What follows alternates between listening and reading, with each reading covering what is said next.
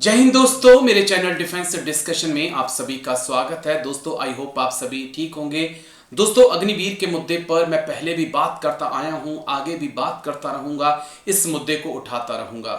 जुलाई तक मेरी पूरी कोशिश है कि कहीं ना कहीं तो मोदी सरकार कोई फेरबदल इस स्कीम में करे, और इस स्कीम के नेगेटिव इंपैक्ट आना शुरू हो चुके हैं। एक और अग्निवीर भाई ने अपनी जान दे दी है, अपने प्राण ले लिए हैं। जम्मू कश्मीर के नगरोटा से खबर सामने आई है, जहां पर एक अग्निवीर, 24 वर्षीय अग्निवीर जो कि उत्तर प्रदेश के रहने वाले थे, उन्होंने नगरोटा गैरिसन में गार्ड ड्यूटी के दौरान आत्मघाती कदम उठा लिया। जवान की मौके पर ही मौत हो गई। उनके शव को पोस्टमार्टम के लिए गवर्नमेंट मेडिकल कॉलेज हॉस्पिटल भेजा गया था, और वहां से उनके शव को फिर उनके घर भेजा गया। घटना के पीछे कारणों का अभी तक पता नहीं चल पाया है। पुलिस ने इस संबंध में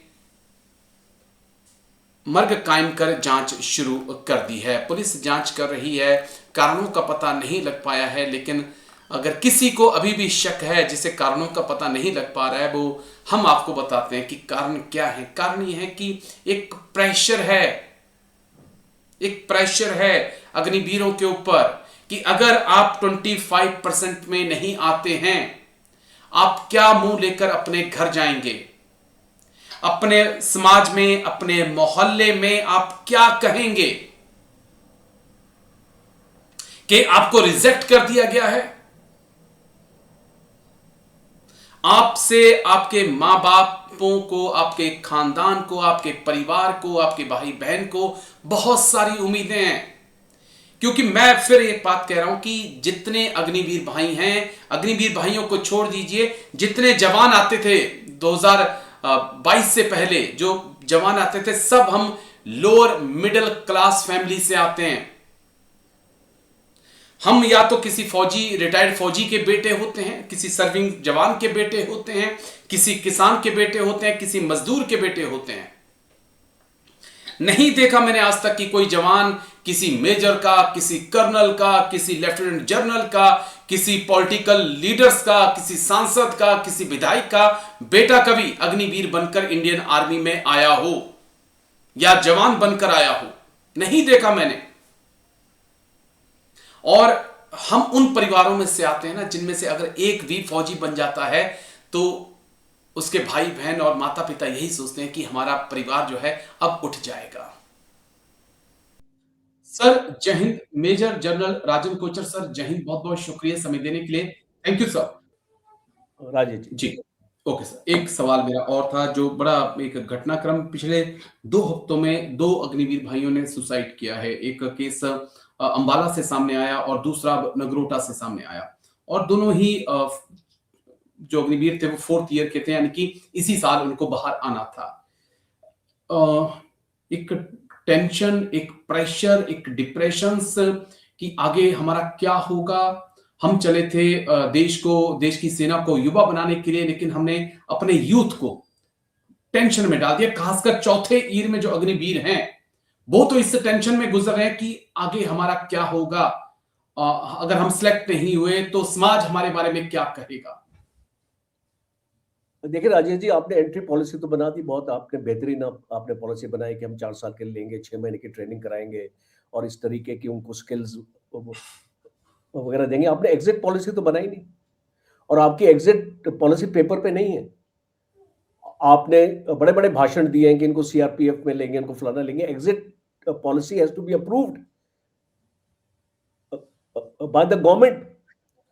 पार्लियामेंट में इसका अप्रूवल चाहिए हमको, बिल्कुल। स्टैट्यूटरी होनी चाहिए ये कि 10%, 20% आपको ये फिगर्स आपको डालने पड़ेंगे उसमें।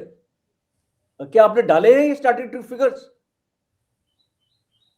बोलने से क्या होता है? इसलिए अग्निवीर इज साइकोलॉजिकली डिस्टर्ब्ड, और ये सुसाइड को हल्के में मत लीजिए। ये बहुत इंपॉर्टेंट मुद्दा आपने जो रेज किया अपने प्रोग्राम में, बिकॉज ये जो अग्निवीर है, इनको अपना फ्यूचर नहीं पता। इनको एक्चुअली पता चल गया होगा कि ये लोग रिटेन नहीं होंगे। कंपटीशन इतना है यूनिट में कि आपको पता चल जाता है कि कौन अच्छा कर रहा है, कौन बुरा कर रहा है। ये छुपा नहीं होती बात।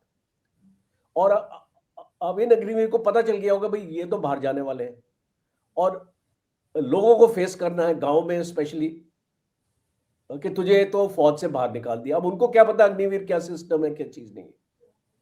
अब उनको क्या पता 25% रिटेन होते हैं, उनको तो ये पता है कि इसको फौज से बाहर निकाल दिया गया है, और ये 25% में क्यों नहीं आया, तो इसमें कोई कमी होगी, तभी ये 25% में नहीं आया। और इसीलिए आई थिंक टाइम आ गया गवर्नमेंट को इसके बारे में सोचना, इसको हल्के में नहीं लेना। और मैं chief of the army staff को और सारे जो चीफ्स हैं, सर्विस चीफ्स हैं, उनको आपके प्रोग्राम के थ्रू अपील करता हूं कि इस चीज को रिव्यू किया जाए और गवर्नमेंट से टेकअप किया जाए कि एक क्लियर एग्जिट पॉलिसी की जरूरत है, और एक अग्निवीर को अश्योर होना चाहिए कि फौज को छोड़ने के बाद एक दूसरा जॉब उसके लिए तैयार। थैंक यू शायद राजीव। ये बहुत बिल्कुल ये बहुत जरूरी है सर, बहुत जरूरी है। लेकिन चलिए, शुक्रिया, बहुत बहुत शुक्रिया major general Rajan Kochar sir, आप आए और तीनों ही मुद्दों पे बात किया आपने। Thank you sir. जय हिंद, टेक केयर। धन्यवाद thank you, Rajeev. Thank you sir. Okay, जय हिंद। आप यंग आर्मी बनाना चाहते हैं, कैसे यंग आर्मी बनाना चाहते हैं? आप अग्निवीर के पीछे दुहाई देते हैं कि यंग आर्मी, कैसे यंग आर्मी आप बनाएंगे? आप वही 17.5 साल में आप भर्ती कर रहे हैं, वही आप 21 साल में उस बच्चे 22 साल में उसको रिटायर्ड कर देंगे, 25% आपके पास बचेंगे, फिर आप एक नया स्लॉट लेकर आओगे। एज तो आपने कम नहीं की भर्ती की, कहां से यंग आर्मी बनाएंगे आप? और एक जवान बनने में कम से कम 7 साल का वक्त लगता है, 7 साल का वक्त लगता है मोदी जी। उससे पहले कोई भी रिक्रूट जो है ना प्रॉपर जवान नहीं बन पाता है। पैसे बचाने के लिए ये स्कीम आपने लाई, लेकिन ये नेगेटिव इंपैक्ट युवा के ऊपर डाल रही है। आज देश का युवा अग्निवीर में नहीं आना चाहता है, और अगर ये युवा बाहर आकर बेरोजगार रहा तो यकीन मानिए लाले पड़ जाएंगे, कोई नहीं आएगा फिर इस अग्निवीर स्कीम में आपकी। अभी भी आपसे रिक्वेस्ट है, प्लीज हाथ जोड़कर अग्निपथ स्कीम को वापस नहीं लेना है तो कम से कम इतना करिए कि 75% युवा को, यूथ को पक्का करिए, 25% को सीएपीएफ में एडजस्ट करिए। सारी टेंशन खत्म, परेशानियां खत्म। इससे पहले भी दोस्तों एक अंबाला में ऐसा ही केस आया था, जहां पर एक अग्निवीर भाई ने उनकी आत्मघाती कदम उठाया, अपनी जान दे दी। बाद में मीडिया पर जब प्रेशर आया कि नहीं नहीं ऐसा मत लिखिए, तो मीडिया कह रहा है कि एक अग्निवीर को हार्ट अटैक आ गया। मैंने इसके ऊपर बाकायदा एक स्टोरी बनाई थी, पूरी खबर को कवर किया था। हेडलाइंस बदलने से प्रॉब्लम का हल नहीं होगा, कुछ वैसे ही जैसे कच्छे बदलने से दस्त खत्म नहीं होते हैं।